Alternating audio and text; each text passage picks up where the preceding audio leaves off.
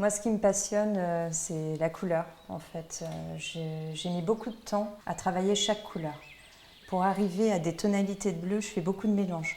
En fait, c'est vrai que sur certaines de mes toiles, on peut retrouver mais peut-être 20 ou 25 bleus différents.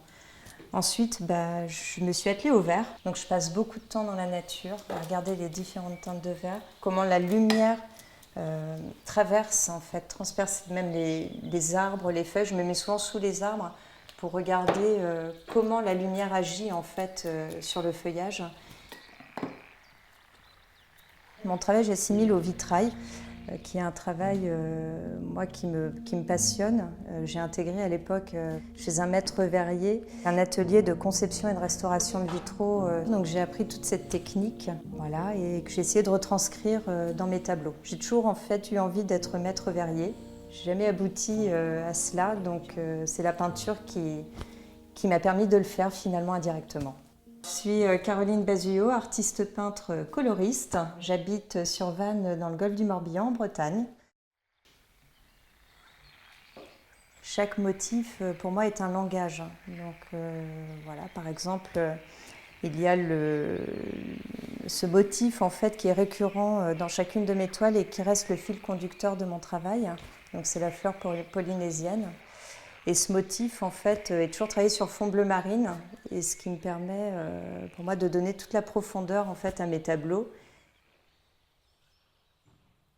Donc ça commence toujours par un crayonné. Ensuite, c'est la mise en place de la couleur. Donc voilà, je pose mes couleurs gentiment.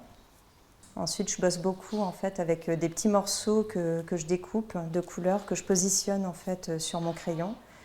Je la retranscris ensuite sur le châssis, voilà, parce que c'est vrai que je travaille principalement les grands formats. Je fais beaucoup de fresques. Moi, j'aime bien en fait cette idée où le dessin ne s'arrête jamais, qu'il y ait une continuité, qu'il y ait toujours une continuité en fait. Voilà.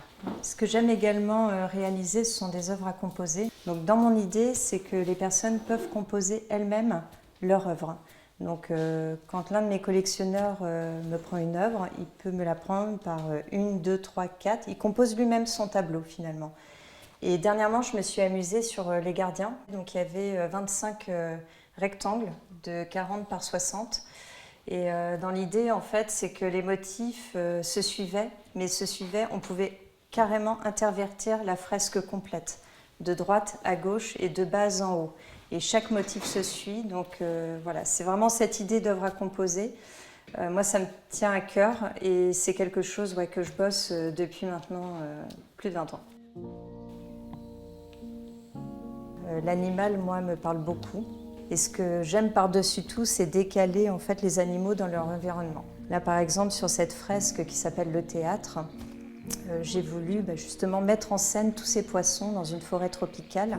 Pour moi, ça représente la montée des eaux, bien évidemment. C'est vrai que l'animal, pour moi, je le respecte tellement que voilà, je le mets sous forme d'icône dans mes tableaux. Il est soit au centre de mes toiles. C'est lui qui théâtralise tout, en fait, l'ensemble. Il est essentiel. Et pour cela, je me suis énormément inspirée du travail de Pierre et Gilles. Donc, ce sont deux photographes qui mettaient en scène des artistes en fait sous forme d'icônes. Je travaille beaucoup autour de l'animal totem. Donc, moi, j'estime qu'on a tous un animal totem, voilà, qu'on peut se reconnaître dans un animal. Alors moi, j'ai toujours pas trouvé le mien, voilà. Mais donc c'est pour ça que je continue à travailler, que je continuerai à travailler jusqu'à trouver mon animal totem.